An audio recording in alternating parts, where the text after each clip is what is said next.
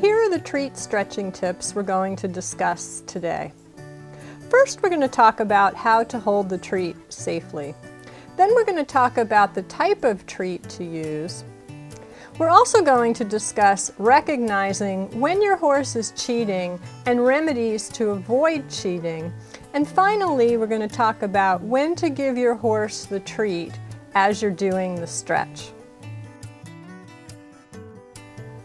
Hi, I'm Eileen Nessenson. I'm the owner of StretchYourHorse.com and Holistic Horse Body Works, LLC. I'm a certified equine body worker, English and Western saddle fitter, and English saddle reflocker.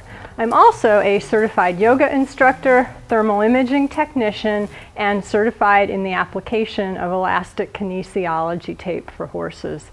Today, we're going to learn some successful treat stretching tips. The first one involves how to hold the actual treat. When people hold the treat, oftentimes they tend to actually have their fingers about halfway up the treat. The issue with this is that the horse can accidentally bite them. Obviously, the horse doesn't mean to do this, but accidentally the horse can use its teeth and bite your fingers. A much safer way to hold the treat is in this manner.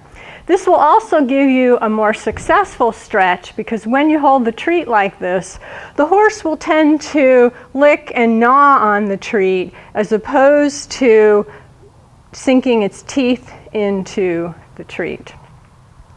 The next thing is to consider is the type of treat. I tend to prefer a rolled treat such as these haystack treats that's about 1.5 inches long. The reason I prefer this over carrots is because the horse does tend to gnaw on it, and in a carrot type of treat, the horse can tend to actually sink its teeth into the treat. So it's not that carrots are not effective, they certainly work. I just find this to be a little easier to work with and a little bit more effective.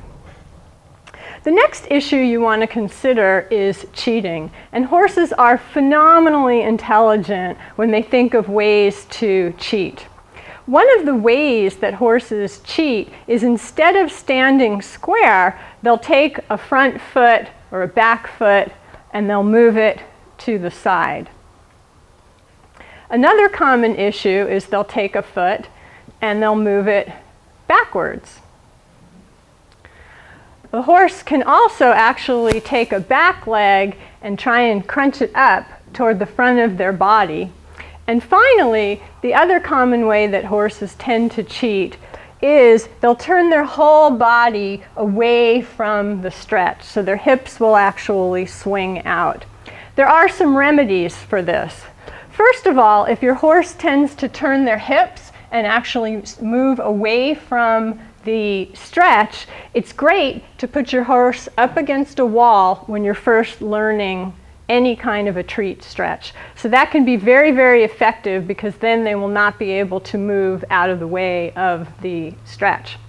Secondly, I advise people to do less of a stretch. So great form and a shorter stretch is much better than bad form where the horse has stepped to the side or stepped back, but you're getting a longer stretch. Because in the end, you're not actually getting the full benefit of the stretch. So great form, less stretch is much better than poor form and more stretch, because at the end of the day, you will eventually get a lot more benefit from the stretches, and you'll eventually get that nice long stretch you're seeking.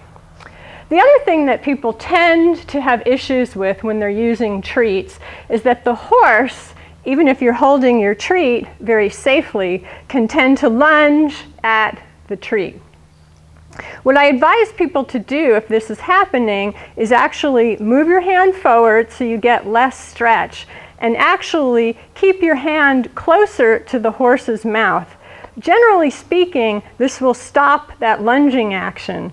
What people tend to do is they tend to start moving their hand away from the horse, understandably, because they think they might get bitten. But in actuality, it's safer and more effective to move your hand slightly forward. Finally, as you and your horse become more proficient, you don't have to give your horse a treat for every single stretch. You can do multiple stretches with a treat and then give your horse the reward of the treat. And these are some successful treat stretching tips. Thank you.